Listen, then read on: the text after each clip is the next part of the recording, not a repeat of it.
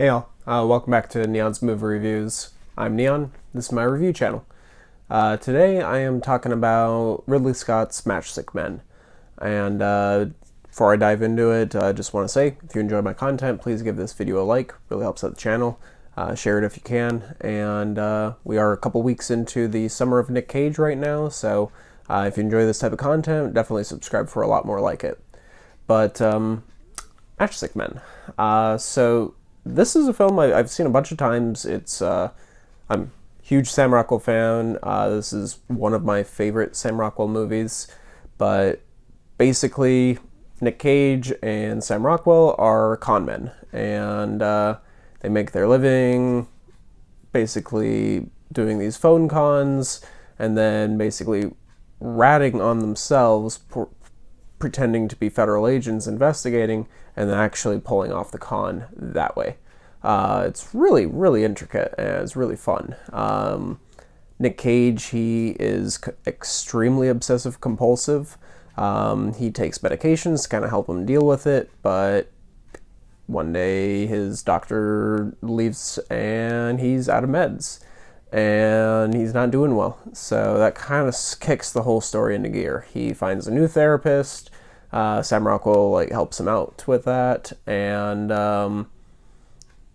while he's talking with the new therapist, he gives him these new meds and kind of starts, poking and prodding into Nic Cage's past. Nic Cage kind of reveals that he may or may not have a child out there somewhere, probably be around 14 years old, and finds out that he does have a teenage daughter, played by Alison Lohman.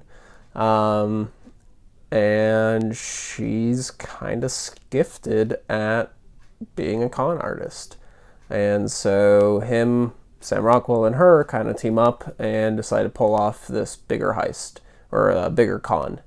And it's him kind of training her, showing her the ropes, them getting close to each other, and then the actual pulling off of the con. That's the movie. So it's a really good movie. If you like con movies, this is a really good one. Scale of 1 to 10, I give this an 8. This is a really good movie. This is also one of my favorite Ridley Scott movies. Ridley Scott is a really talented director. He, just to name a few, known primarily for Alien, Blade Runner, Gladiator, Black Hawk Down. He did Robin Hood, Exodus, Gods and Monsters. Those are probably not his best works, but kind of all over the place. He's done a lot of work. But this is probably one of the more untraditional Ridley Scott films out there. And I don't know if it's because of that or if it's just I really enjoy the movie, but this is one of my favorite Ridley Scott movies. But yeah, this is what I am gonna go into spoilers. There's a couple things I do want to talk about. So from here on out, let's go into spoilers. Gonna be talking about all the end stuff, the twists and turns of this con. So if you don't want to hear that before you see it, please don't watch this. But Matchstick Men.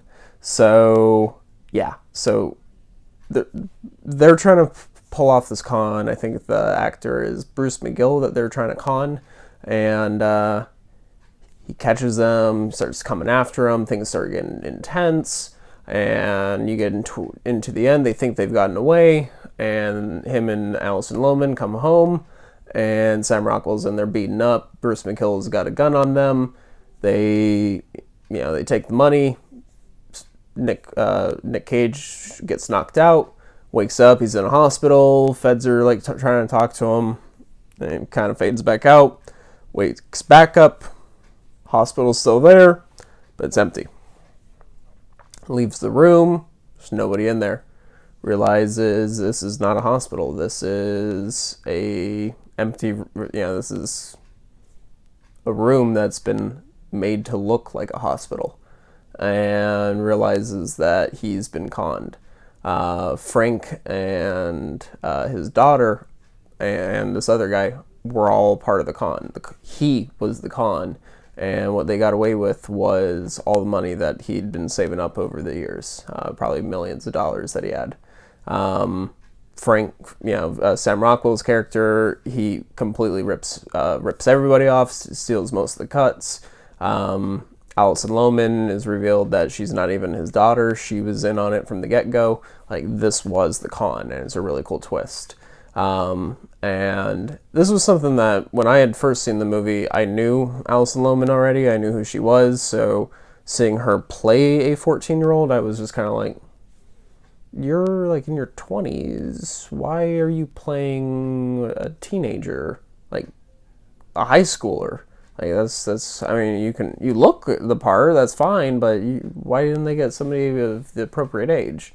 Then you get the ending, and like, oh, okay, she was part of the con. Okay, cool. So that was really cool. I really enjoyed how they, with their casting decision, it ended up making sense in the long run. So that's something that really made me happy. But yeah, I love Sam Rockwell in movies, but this is one of the few movies that makes me dislike the character that Sam Rockwell plays. He's still a lot of fun, but rewatching it, you can see that, yeah, he is orchestrating this whole thing, and yeah, he's not a good guy. But yeah, I love this movie. If you stuck around, I hope that you have seen this. What was your favorite part of this movie?